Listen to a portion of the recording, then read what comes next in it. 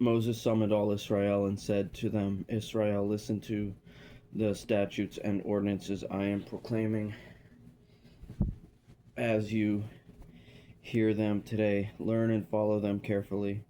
The Lord our God made a covenant with us at Horeb.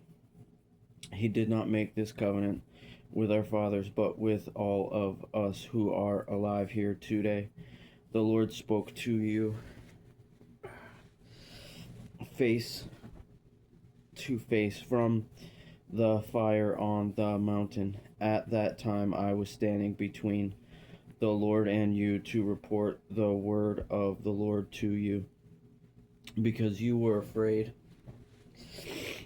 of the fire and did not go up the mountain. And he said, I am the Lord your God who brought you out of the land of Egypt, out of the place of slavery. Do not have other gods besides me. Do not make an idol for yourself in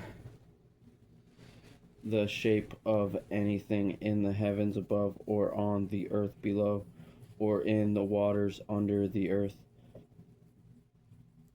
You must not bow down to them or worship them, because I, the Lord your God, am a jealous God, punishing the children for the father's sin to the third and fourth generations of those who hate me, but showing faithful love to 1,000 generations of those who love me and keep my commands. Do not misuse the name of the Lord your God, because the Lord will punish anyone who misuses his name. Be careful to dedicate the Sabbath day as the Lord your God has commanded you. You are to labor 6 days and do all your work, but the seventh day is a Sabbath to the Lord your God. You must not do any work.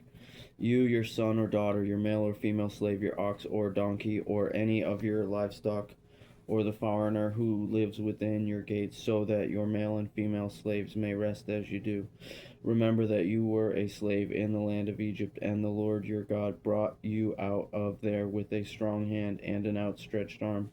That is why the Lord your God has commanded you to keep the Sabbath day. Honor your father and your mother, as the Lord your God has commanded you, so that you may live long, and so that you may prosper in the land the Lord your God is giving you. Do not murder, do not commit adultery, do not steal, do not give dishonest testimony against your neighbor. Do not desire your neighbor's wife, or covet your neighbor's house, his field, his male or female slave, his ox or donkey, or anything that belongs to your neighbor. The Lord spoke these commands in a loud voice to your entire assembly from the fire cloud and thick darkness on the mountain. He added nothing more.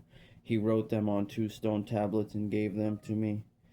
All of you approached me with your tribal leaders and elders when you heard the voice from the darkness, and while the mountain was blazing with fire. You said, Look, the Lord our God has shown us his glory and greatness, and we have heard his voice from the fire. Today we have seen that God speaks with a person, yet he still lives. But now why should we die? This great fire will consume us, and we will die if we hear the voice of the Lord our God any longer. For who out of all mankind has heard the voice of the living God speaking from the fire as we have and lived? Go near and listen to everything the Lord our God says. Then you can tell us everything the Lord our God tells you. We will listen and obey. The Lord heard your words when you spoke to me. He said to me, I have heard the words that these people have spoken to you. Everything they have said is right. If only they had such a heart to fear me and keep all my commands, so that they and their children will prosper forever. Go and tell them, return to your tents, but you stand here with me, and I will tell you every command, the statutes and ordinances. You are to teach them so that they may follow them in the land I am giving them to possess. Be careful to do as the Lord your God has commanded you. You are not to turn aside to the right or the left. Follow the whole instruction the Lord your God has commanded you, so that you may live, prosper, and have a long life in the land you will possess.